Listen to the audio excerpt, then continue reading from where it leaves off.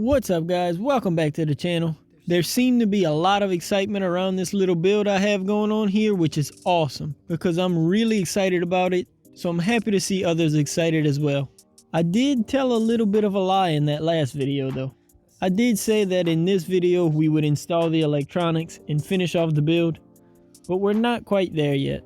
A couple of you asked what I would do about wheels and tires in that last video, and it kind of slipped my mind while I was making the video. I had a plan already, but it's a little more detailed than just slapping them on. So this video is going to be entirely about the wheels and tires on the truck and the different options we have. So if you watch Kevin Talbot's video on his micro trucks, you'll know he used the Spin Master die-cast trucks for the wheels. This is what's left of mine. I picked up the son of a digger truck and took off the body and the wheels to use. But like I mentioned in the first video, I wasn't a big fan of using hot glue in the build. His idea of gluing another wheel inside of these wheels absolutely works, but I wanted to do something a little different. While making the wheels, I had two ideas actually. You can see there's no tire on this wheel because I'm actually going to go with the second option, but I still want to cover both, so that anyone who wants to build one of these themselves has options. So the very first option is to take the wheel and clear out a lot of the excess plastic in the back. Make an adapter that'll fit inside of here and screw it directly to the wheel. This is the adapter I came up with. Completely 3D printed. It has the hex that fits the axles, some grooves to fit around the supports in the wheel, and some screw holes. It fits straight in and presses pretty nicely into place and then fits onto the axle.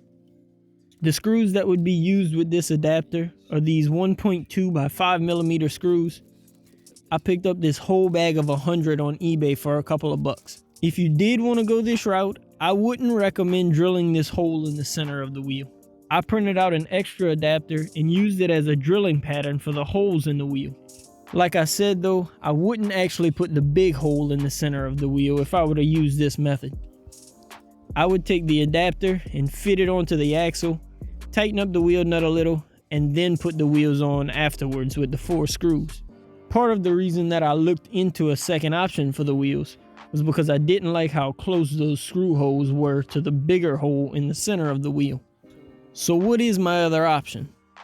Well, you can see I have the tire off of the wheel. This was a bit harder than I first thought it would be. So if you can see, the wheel is actually a good bit bigger than the ID opening of the tire. And the rubber that the tires are made out of is pretty stiff, so it doesn't just stretch over super easily. I tried pressing it out at first, but I didn't particularly like that idea because it would require you to have access to a press to be able to go with this option. Then I kind of remembered drift car tires and the way you take the plastic tires off of a drift car wheel. So I put the wheels in a pot of boiling water, and very carefully, after the tire softened up, I was able to push the wheel directly out of the tire. Now I have a tire that should work really well. The rubber is a little stiff, which means I probably won't need any foam, but also not as stiff as it felt with the oversized wheel in it. So it's great that we have a tire now, but what are we going to do with it? That's where this will come in. I modeled up and 3D printed a wheel that's a pretty close replica to the original wheels, and it has the adapter made into the back of the wheel already. It has 2 lips that the bead of the tire will sit against, and they essentially just push in. Once the bead is set, they look pretty good. It has a bead lock ring and some scale bolts that will be able to be painted to match the color scheme. Being that the tire can flex and move around a little on the wheel, I do want to glue these tires just like you would any other RC tire. After they're glued up, they'll fit directly onto the axle and we'll have access to easily install the wheel nut. I know there are some people that won't want to go through with boiling the wheels to get the tire off and 3D printing a whole wheel. So when the files are released for this build, both the wheel adapter and the wheel will be included in those files. Like I said, I'm going with the new wheel because I feel like it's the better option, but I wanted to have multiple options so that you guys could decide which was better for you. So let's get these glued on, and then we can get a little paint on to match the build before we get them on the truck.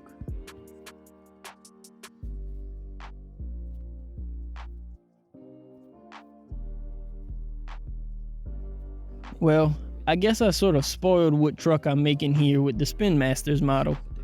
I obviously picked up the Son of a Digger model to make a micro Son of a Digger. I started painting the bead locks on the wheels just using Proline's Lexan Pearl Blue. I'm using a paintbrush and it looks like it's doing a good enough job. And after the paint dries, I'll hit each scale bolt with a little silver paint marker.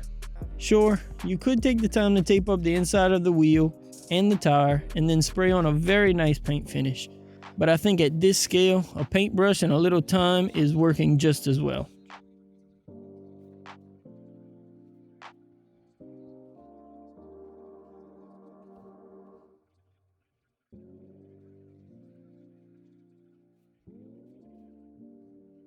I guess it technically would have been better to do this painting before gluing on the tire, but I knew the paint would take a little while to dry, and I was also worried about the glue reacting with the paint. I think they'll still look good. 2 more to go.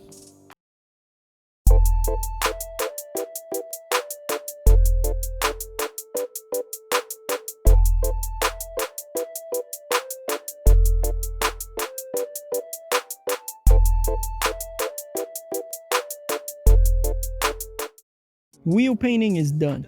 Looking back on it now, I probably should have went with a white before the blue on the bead lock rings. Because the wheels are black, it took 2 coats of blue to get to the color I wanted. I went back with a silver paint marker and touched all of the heads of the bolts, and I also hit the ones on the inside of the wheel as well. I went through the trouble of modeling those in, so I figured I'd give them a little highlight. With them all painted and looking good, we're now ready to get them on the truck. There's really not much to show you here.